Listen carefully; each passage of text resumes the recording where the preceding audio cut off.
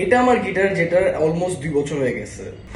And আমি order করছি এইটারই নতুন গিটার চেক করার জন্য যে 2 বছরের মধ্যে আমার গিটারের সাউন্ড কোয়ালিটি কতটা ড্রপ করছে। So this is my new guitar and this is my old one.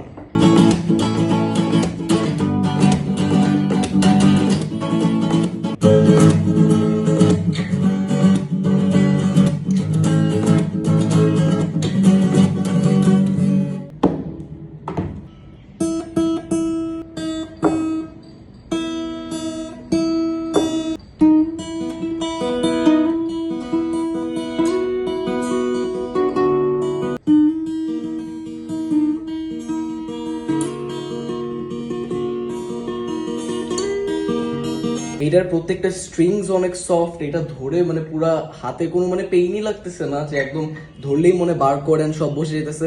And এটা অনেক লাইক স্ট্রিংস গুলোই হার্ড লাগতেছে, ইউনো এখানে ট্যাবিংও ইজি লাগতেছে আমার কাছে। এন্ড এটার যে বোর্ডটা, আর এটার যে বোর্ডটা